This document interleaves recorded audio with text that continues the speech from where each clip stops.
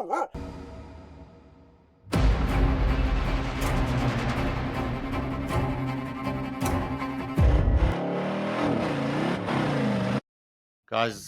good morning and welcome to another edition of JDV On Air.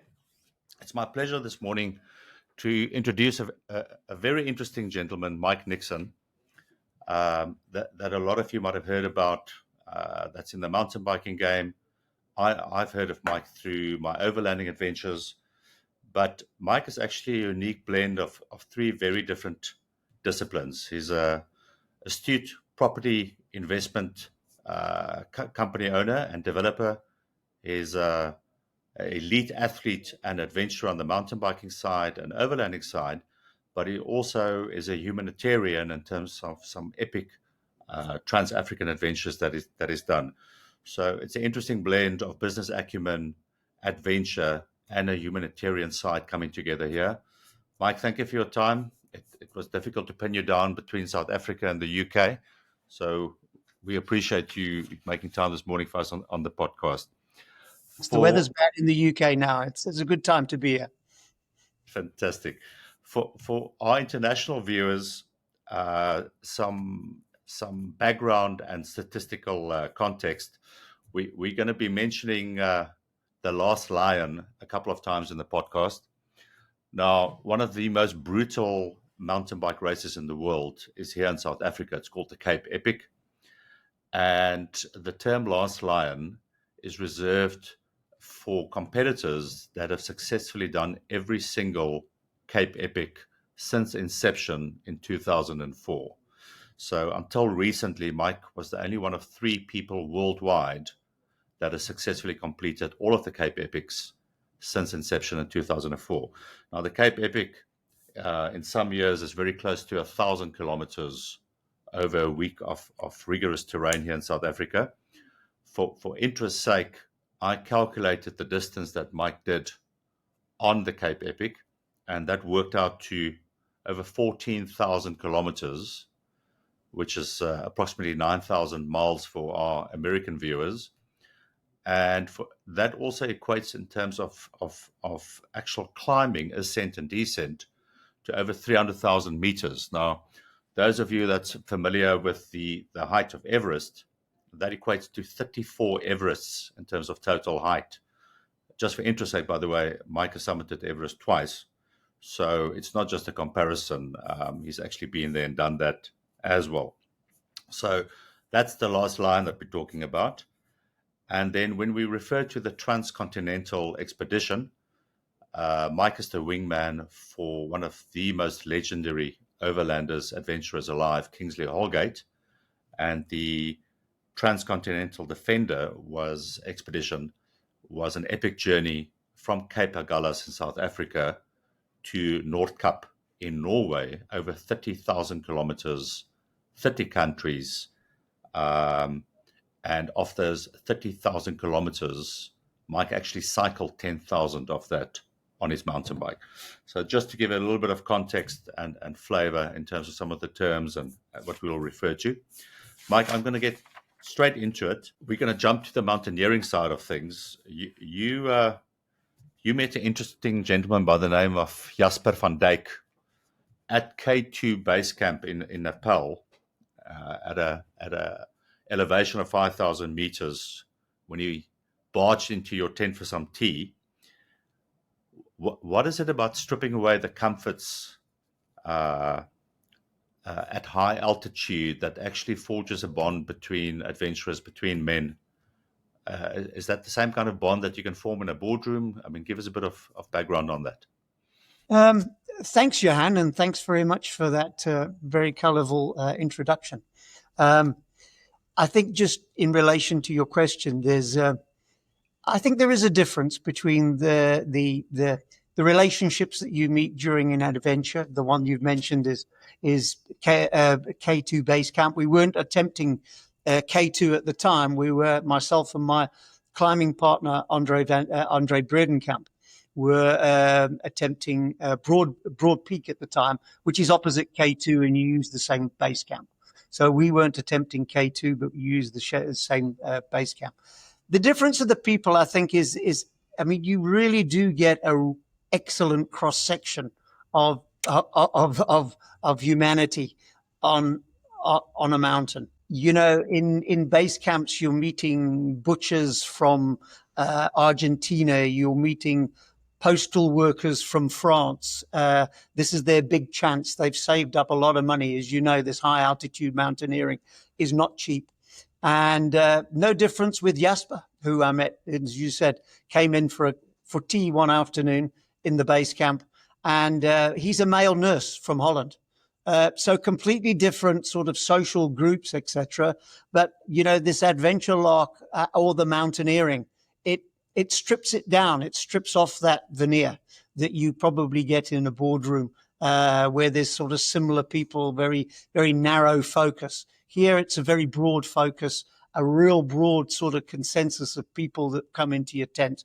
And we met, and he dropped a little note that he was a keen mountain biker. I really liked the look of him. And we got in contact after I was back in South Africa. Being a male nurse, of course, you know, he doesn't have the bucks to come out and do a Cape Epic. It's expensive. But through Land Rover and their sponsorship of the Cape Epic at the time, I was able to invite him over as my partner. And he was a superb partner. We got on really well. And we ended up doing 3 Cape Epics together as a partner. So, yeah, a chance meeting of completely different types of people that you get in a tent at 5,000 meters, but led to a long-lasting relationship. And every time I'm back in Europe, we cycle together in France every year. We meet up with the family. I'm very close. You know, we've become very close family friends. That's great.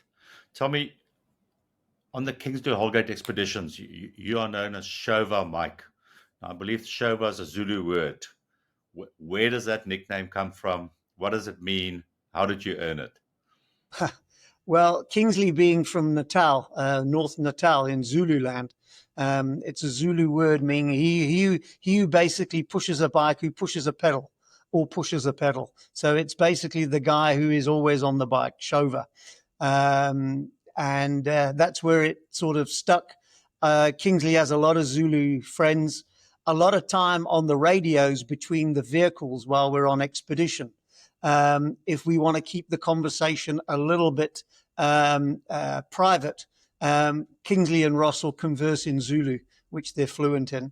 I'm absolutely useless at it, but I do pick up a little bit. But it's a way that so Zulu is used often while we're on expedition, particularly for private conversations, particularly around borders, etc. Yeah, that name Chauva Mike has sort of stuck. And yeah, for the last 20, 25 years, been unfortunate to have that name tag out. So, doing the expedition partially on your mountain bike, as opposed to sitting in the luxury of one of the new Defenders, I mean, psychologically, how does the bush come across different than sitting in an overland vehicle to you personally?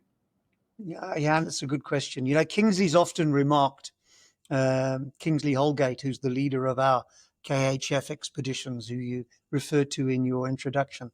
Kingsley's often refers over the campfire how lucky I am to be out there on a bike. I think, you know, thanks to Land Rover, we travel in these most amazing vehicles. The latest one, the new Defender, you know, it's a 1.5 million rand car. And when you're in that going through, it's extremely comfortable and incredibly capable. But it does put you in a bit of a bubble when you're going on these expeditions.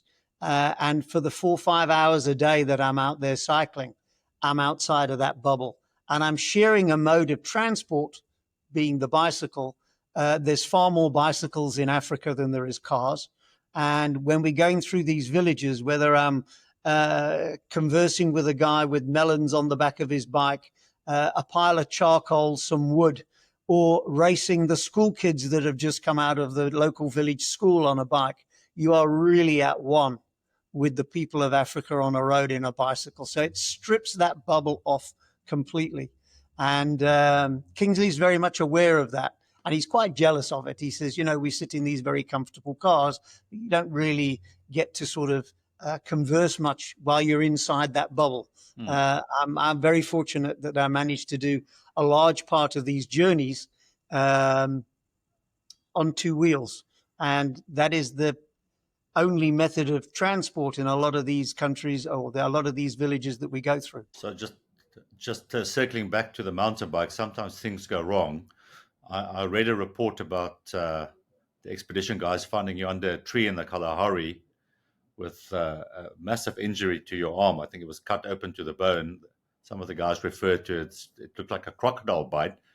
So they stitched you up next to the side of the road, but you got back onto your bike and then proceeded with that leg of the expedition. Is that ability to patch and proceed? Is it a bit like a boer maak 'n plan? Is it something that you taught yourself, or do you think it's something that you're born with at a DNA level, just to suck it up and get going? It's an interesting question. I don't think I was born with it. I was a bit of a softie at school.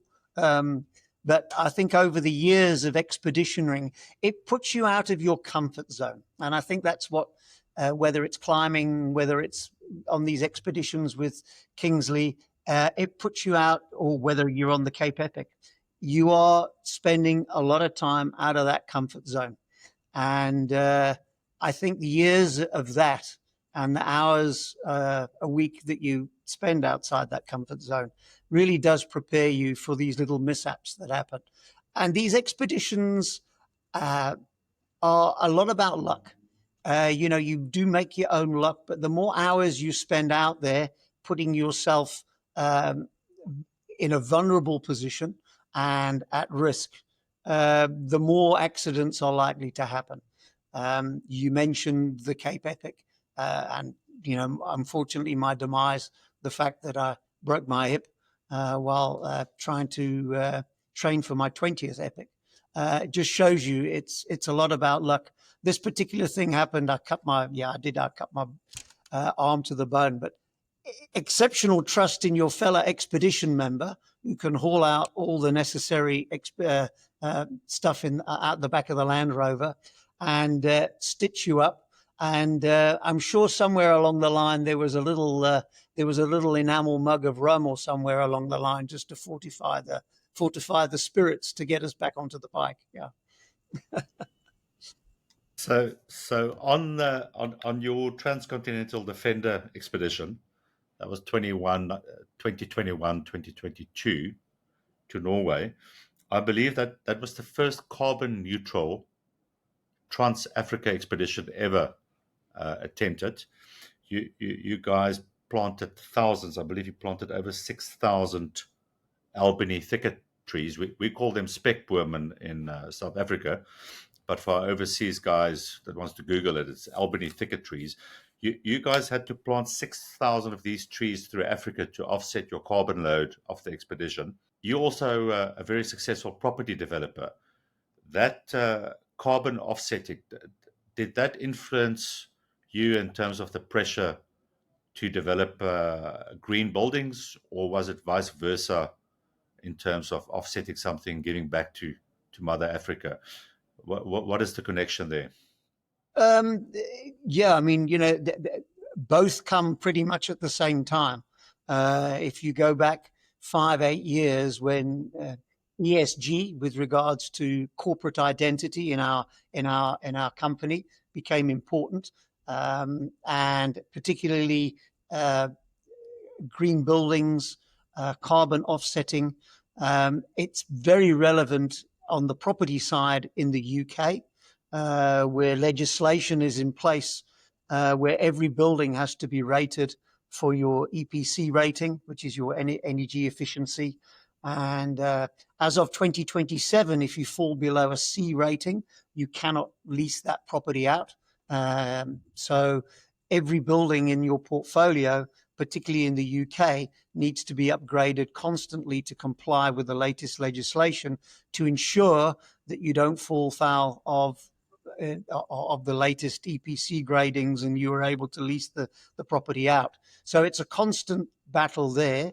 I think Land Rover saw the opportunity with the new Defender, which we used for the transcontinental expedition, because the carbon footprint of those cars has been very detailedly measured. So we knew pretty much the route we were going. We knew how many kilometers. We knew the emissions from the car, so we could calculate. And the guys from Rhodes University calculated it for us exactly what the emissions were for the journey, and exactly what the ability of the spec boom, the local name for the Albany thicket, could basically absorb. So that's where the 6,000 trees came from, a very detailed technical calculation, to the point that we were able to use Land Rover endorsed us as the very first transcontinental carbon neutral expedition. And how did you guys transport 6,000 trees? With a little bit of help. The one thing that you'll enjoy or probably know about Kingsley Holgate, he's got friends everywhere. So in the Eastern Cape, there's very good friends of ours who own large farms, who were in a process of rewilding some of those large old farms that used to be used for cattle grazing. Due to the drought, that's no longer feasible, and they're looking to basically use carbon offset, carbon credits, by planting Albany thicket. That project was known to Kingsley. We know the people there, and they arranged the transport. We funded it through our sponsors, and we arranged the transport of the 6,000 trees to a farm.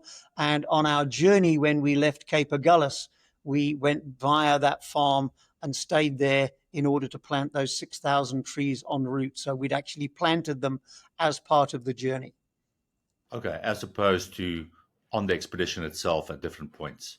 Yes, it was all done Right. on one farm, because they need to be monitored, and you can't, if you just plant 6,000 small little stockies like this of spec boom, there won't be many left. They have to be monitored. They have to be make sure that they survive through those drought conditions, etc., which they, because they're part of that process, were fully capable of. As one of the last lions, I mean, it was statistically, just in terms of the amount of kilos that you've done and the 2 decades at the Cape Epic, statistically, the risk of injury, mechanical failure was always something that was going to happen, right? In business, we talk about risk of ruin. How do you manage risk of ruin on a bike? I mean, your strategy when you start a race like the Cape Epic, is it to win your strategy, or basically mechanical sympathy in terms of just ensuring that there's no DNF, did not finish? Um, I think because of the duration of time that's been, I mean, it's been 20 years. I think I was more of a racing snake when I started the Cape Epic, and it was all about trying to sort of get close to the podium and race in your category, etc. As you get old, you sort of realize that even so, there's age categories. You realize that that's probably not in your sights anymore. So yes, now there's a lot more about survival. It's a lot more about preparation, and it's a lot more about protecting yourself. When you're 66, 67 years old, as I am now, when you fall off a bike, you stay fallen for a while. You don't bounce up like you used to 20 years ago. So you want to make sure that your lines are right. So you probably hit those brakes a little bit more than you used to, and you pick your line a little bit more to protect your equipment. And as the average age compared to yours goes down in the Cape Epic, you get a bit slower, but you do get a lot more consistency. So I think that's pretty much it. You do look after yourself. And you can't take away from that equation your hand luck. Over 20 years, and the amount of, you talked about the amount of kilometers that was been done on the Cape Epic and the amount of climbing. Now, can you imagine the amount of training that you do for 4 months in preparation for each one of those years? So each time you go out there, I mean, at some stage, you are literally, to to quote a very good friend of mine, Gary Kirsten, you're going to run out of talent. And I ran out of talent after 19 epics, had a bit of bad luck, fell, broke my hip, and that was the end of that epic for that particular year. But no, you do tend to be a little bit more wary on a bike than you were 20, 25 years ago. Understood. In 2022, Hanley Steyn, who's the only female last lion, she shared a pivot bolt on the Cape Epic. I think it was about 25 kilometers from the finish, which was probably her darkest hour. What was your darkest hour in any of the Cape Epics? And what is the internal monologue in your head to keep going when things really go pear-shaped south?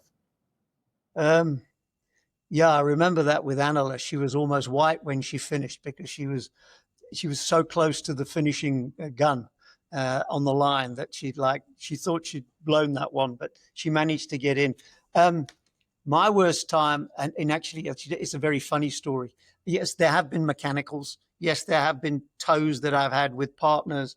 There's been partners that unfortunately didn't finish, and I had to stay with them up to a time when then I went to make sure I got over the line as a single rider with partners. But I think the closest I've come to not finishing, my darkest hour, was many years ago. The Cape Epic used to be starting in Knysna, and which is on our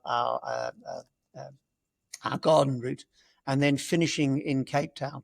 And the final day was almost a celebration. It wasn't really a race. It was a bit like the Tour de France, where they sort of finish on the day and you start the race with little glasses of champagne, and it's just a roll into Paris. The Cape Epic used to be like that. It's not like that now. The final day is a proper race day. But in those days, because they shortened the route, there was only one stop. Usually you have three water stops on each leg, on each stage. There was only one short stage, and you can imagine the chaos, Johan, on that one stop. There were bikes all over the place. All the guys came together. There were 600 riders. There were bikes. They were trying to throw a little potato down and drink some Coke and water, and it was just chaos and madness. And anyway, I went and had my potato and my little bit of Coke, and I turned around and there was just a mass of bikes, and I couldn't find my bike. And I waited and I waited and I waited for the last guy at the water. The guys kept arriving. And I just looked around this massive bike, and it was diminishing. My bike just wasn't there. There was nobody with my bike. Eventually, the last person left, and there was one bike left. It wasn't mine. It looked like mine, but it wasn't mine. And the guy, and in those days, you had to finish with the same equipment that you started with. You didn't finish if you changed a wheel. You had to basically use the same wheel, the same frame, the same. Those rules don't apply now. So I couldn't finish on his bike. So immediately, obviously, the guy had taken my bike and gone away with it. And so I took his and went with it. And within like 2 kilometers of the finish line, around a corner, was a guy standing under a tree very sheepishly, because he couldn't finish with my bike and I couldn't finish with him. And we just looked at each other like this, shook our heads, gave each other a big hug, and continued together and over the finish line. But that was my darkest hour in terms of coming closest to a DNF. So I can relate to the mountain biking side. I mean, I switched over to iron horses a couple of years ago, but in terms of we've got similar disciplines in terms of mountaineering and biking, and obviously also boardrooms. A lot of people ask me, why do I voluntarily seek out physical discomfort? In a corporate environment, you try and minimize discomfort, but you look to physically go and look for physical discomfort. Do you think that makes you a better negotiator in a boardroom, the kind of adventures that you get to and the kind of endurance and discomfort that you expose yourself to? I wouldn't say it necessarily makes you, just from my perspective, I wouldn't say it necessarily makes you a better negotiator. You probably get to a point that you don't suffer fools, and that pretty much comes out pretty quickly. And I think the benefit of that adventure life that we've jointly had the benefit of having, I'd put it down to tenacity. That, sometimes you just need to hang in for the long haul, and things can get a little bit ugly. It enables us in business, in the property sphere, to probably tackle stuff that people wouldn't do, but you take a view on it for the long term. And as long as you apply your mind and go through a journey with it, and you're not that worried about you don't really sweat the small stuff. You look at the big concept and you're able to sort of take. So tenacity, I think, is one thing that certainly helps, that I've certainly learned through the adventures that you can apply direct to boardroom. Mike, so on expedition, you do a lot of the negotiations at border posts, country by country, which obviously brings up its own challenges. In a business environment, that obviously is applicable as well in terms of negotiation. What do you look for in a business partner? What do you look for when you choose somebody to do an expedition with? I said to you before the podcast, the qualities for sharing a foxhole with someone. I mean, in your life, you certainly look for certain things in an individual, such as Jasper, and there's also things that immediately put you off. Can you summarize that in a paragraph or so for us? Yeah, it's just getting back to the expeditions. Ross Holgate, Kingsley's son, has now become the expedition leader, and he is grown unbelievably in that role. He takes over a lot of the burden of going through these borders. He's absolutely superb. And I think that teamwork is key. The relying on other people in your team. Specifically, when you're in the boardroom, what do you look for? I'd relate it to probably the best quote I've heard is what Warren Buffett looks for in managers of his businesses. And he summed it up into three. He said, you need enthusiasm, you need intelligence, and you need integrity. And I think those three issues come out straight away. But, in terms of what we've learned on expedition, I'd like to add another one, and that's tenacity.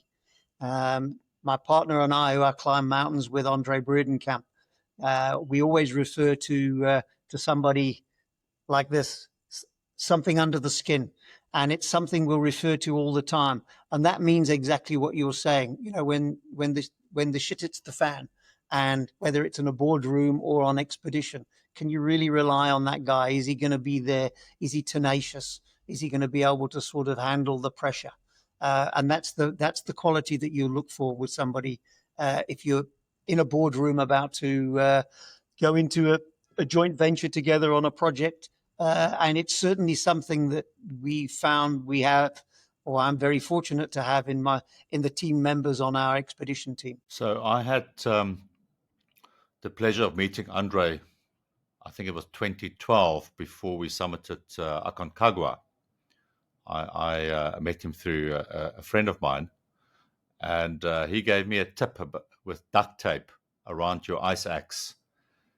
Using a piece of duct tape around the handle of the ice axe, he says, because when you get over 7,000 meters, your duct tape is frozen solid. Your gloves, you've got triple layers of gloves on. When you've got a tear in your down jacket, you are never going to unroll a piece of duct tape. You might as well have a little flappy around the ice pick ready. And that tip came in so handy in the Andes.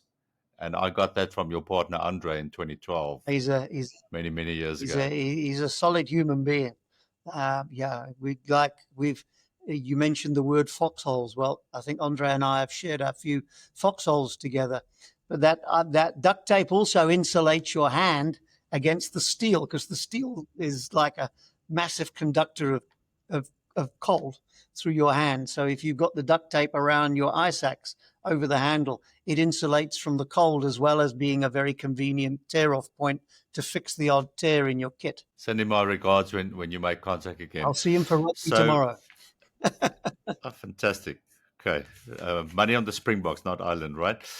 So let's talk a little bit about leadership transition. You founded NPV, your property fund and development company, with Chris Drummond in 1991. After his passing, you took over as sole owner. Who challenges you in a boardroom in terms of decision making? I mean, you don't have your partner there anymore. do you think it affects the quality of your decision making, the fact that you don't have somebody critically questioning your decision making or providing you with additional input from a different perspective or paradigm? I think it does, and we are genuinely a family business. Um, we don't have outside shareholders. There's no JVs. It's basically everything is run off the family balance sheet, so to speak. Um, I'll just go back to Chris. You know, Chris was he was the best man at my wedding. He was like my brother. He was my business partner. We created the business together. Once he passed on, you know, when you've had a relationship like that, it's very hard for somebody to step into those shoes. And I quickly realized that um, I'm never going to get another partner like that. And but fortunately, it is a family business, and my wife Fiona has always been part of that business. Um, we have 4 children, so she's had her hands full dealing with that. But she's also a CA, and she is in the office every day. She runs the financial side of things, and we can chat about the business over the dining room table and while we're in the jacuzzi on holiday and running around. It's a fantastic uh, um, balance in order those decision making, and I'll always rely on my wife. So yes, outside of what was a perfect partnership, but really a strong bond with my wife, who's very much a substantial portion and a partner in the family business as NPV is now today. I noticed that you expanded very heavily in the UK with NPV International. My Gemini told me that you guys are holding over £80 million in assets there. Is that a vote of no confidence in the local economy, or is it simply good asset allocation? How do you balance your African patriot's heart to a pragmatic approach in terms of asset allocation? Yeah, and I've been in South Africa for close to 40 years. And I'm certainly not an Afro pessimist. I love this country. I love this continent. And our principal home is here. We here. But I think in terms of business and family business, you get to a point where you want sensible and prudent asset management. And and from our side, it was a bit of a no-brainer when that opportunity arrived through our exchange control and foreign direct investment allowances through the business to export capital, to expand in the UK. I worked in the UK for 20 years. I know it really well. So it was an obvious jurisdiction to expand into. But there's also the other thing. When we were many years on expedition, traveling through particularly East Africa, we meet lots of entrepreneurs, guys who have rose businesses, guys who are in agriculture, guys who are into import export, incredible entrepreneurs who support us on our journeys. So over campfires, over many years, you have these conversations with these guys throughout the continent.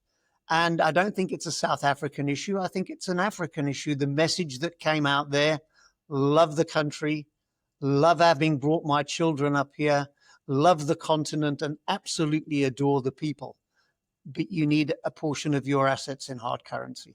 It's just the way things are in the continent that we live in. It's not a vote against Africa. As I say, I'm not an Afro pessimist. I love the continent. But when all your eggs are in a very small basket, it's prudent and sensible to be able to expand that into a different jurisdiction. I think the late Anton Rupert always said a man and his money should never be in the same country. Yeah, I think he said also your you point. live in a warm country and put your money in a cold one. That's it. That's it. So Kingsley Holgate has got a famous ritual, the Zulu Calabash ritual. It's about carrying water from the start to the end of the expedition. Can you tell us a little bit more about it? Yeah, it's an old gourd which has been dressed up in a lot of Zulu beadwork. So to look at it, it's a very ceremonial piece of equipment. It travels in its own exclusive canvas bag in the back of the Land Rover, and part of the ceremony of these expeditions, and it has traction, is to basically collect water If you're going through the Rift Valley, you collect it from all the lakes. If you're going on the transcontinental expedition, then you collect it from the major rivers, be it the Nile or the Danube, all the way up to Norway. And you have a start point and you have an end point. Very important to define those on an expedition. And from the start point, the Zulu Calabash gets filled with a thimble full of water from each of these unique water courses, lakes, or seas that we basically pass on our journey. And ceremonially, once we reach our end destination, a thimbleful will be added from that end destination, and then it'll be emptied out on the terra firma of that end destination, or into the sea if it's an end destination, etc.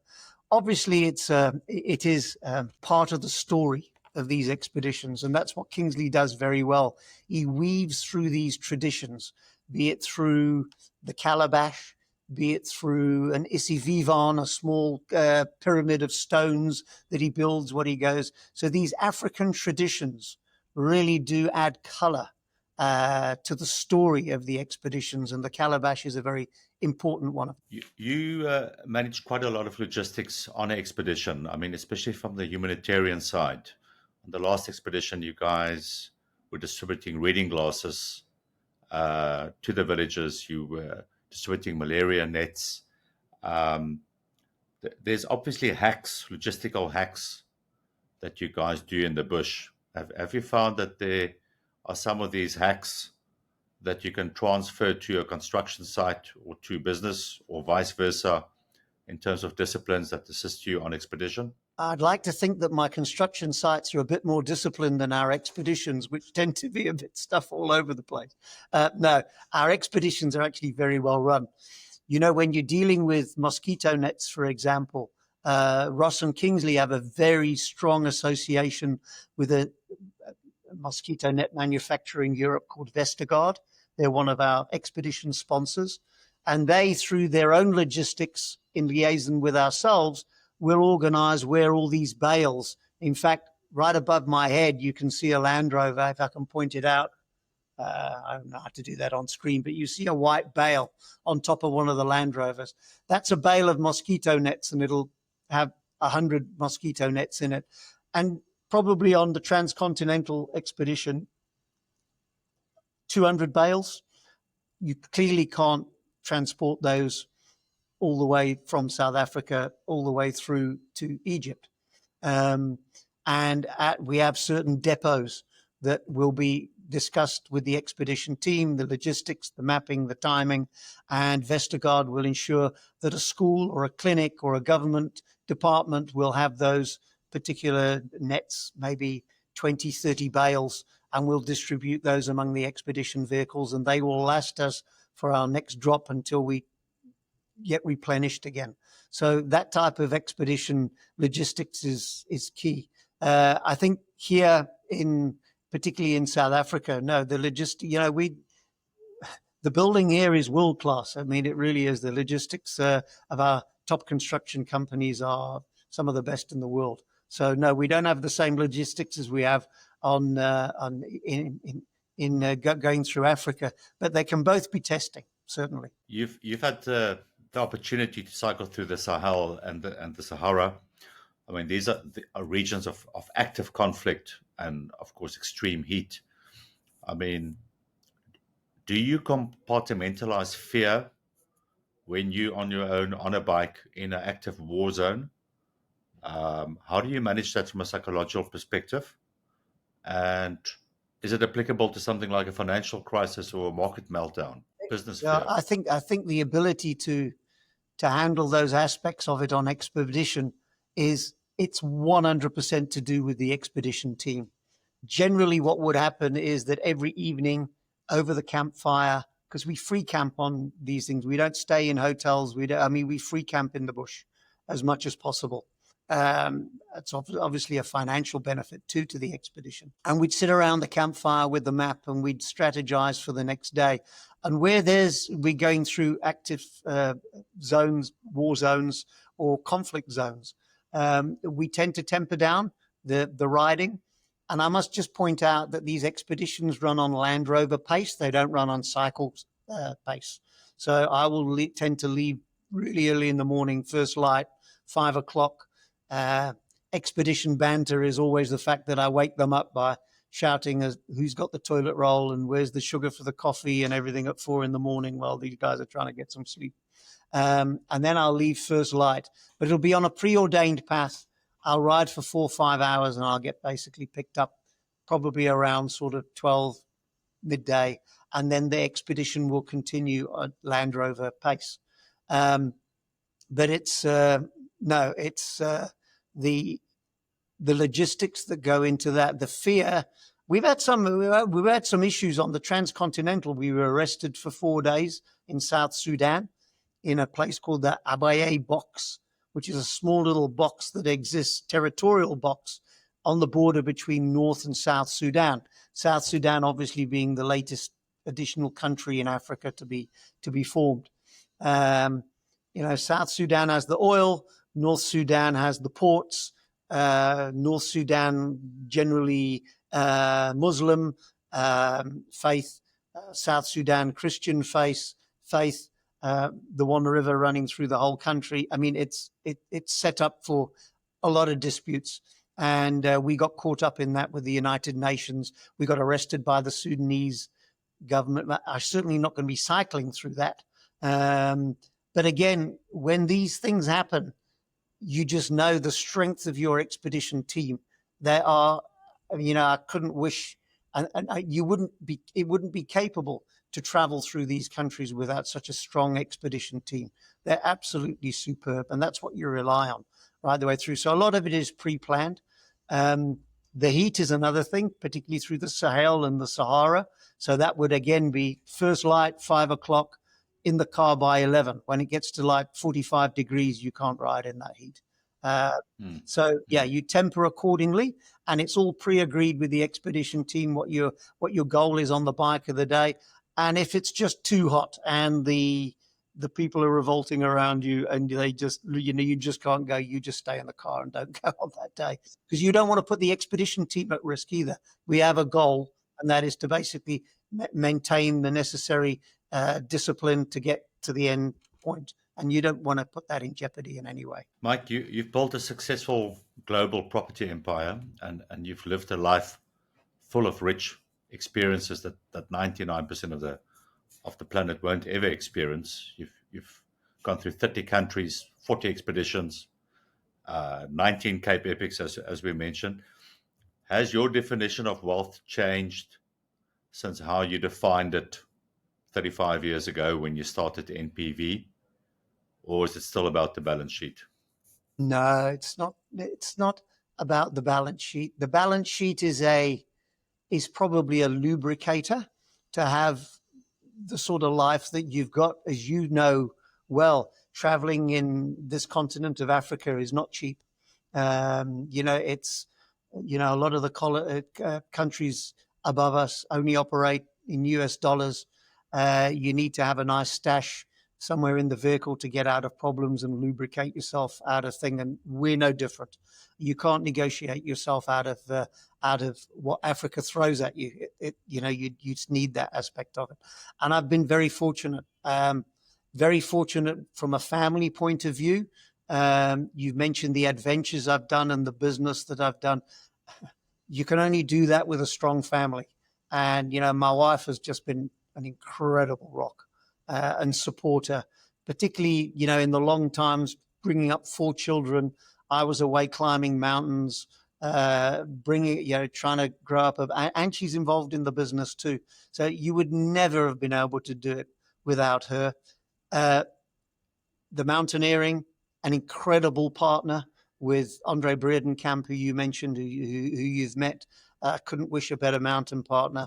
And on expeditions, the Kingsley Holgate team. Wow, what a team. And that's where I've been blessed. I've been so blessed to have these relationships with these incredible partners, both in family and in adventures. And that's and that is the magic source that basically allows you to lead that type of life. I love that answer. Two last questions for you. The biggest misfortune you guys have had on expedition. Can you tell us a bit about it? The biggest misfortune. Um,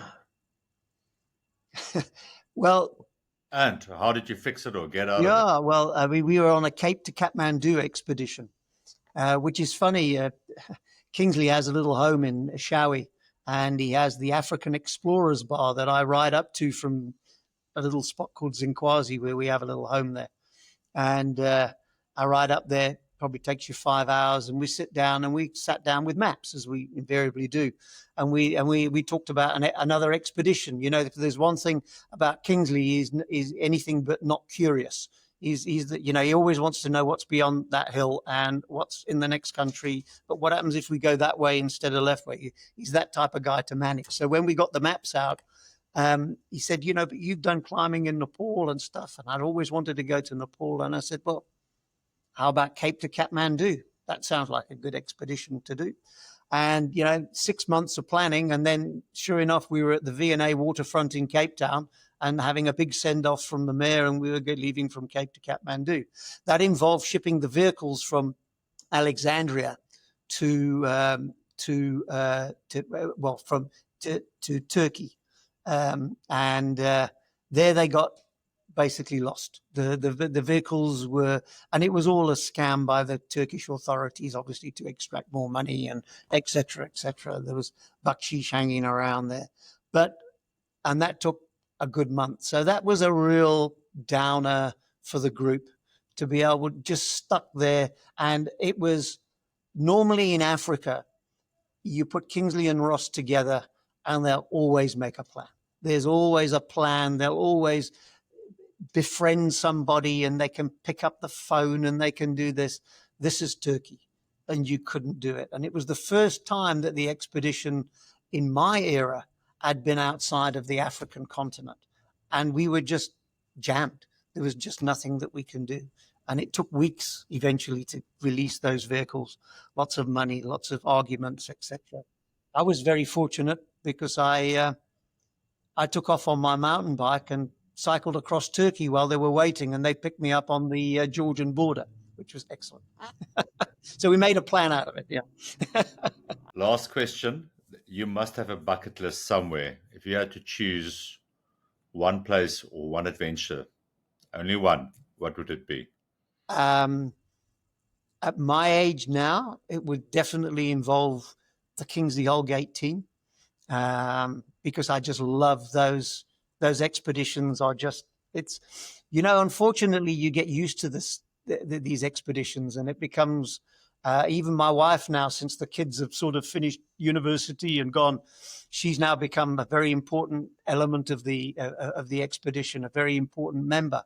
And we just love those expeditions. It would be certainly a Kingsley Holgate expedition, and maybe an expedition to celebrate the 40 years of expeditioning that has gone on in Africa and relive some of those highlighted places in the continent. Just a trip down memory lane in which we can sort of look and see how these places have gone and relive some of our own adventures that have happened in those 40 expeditions over 25 years. Mike, thank you for your time. I can sense the enthusiasm. I can definitely pick up the intelligence. The references I checked on you before the time spoke to you as a man of integrity, and the tenacity speaks for itself. So it's been a pleasure. Appreciate it. Thank you very much. It's a pleasure, Johan. Thank you.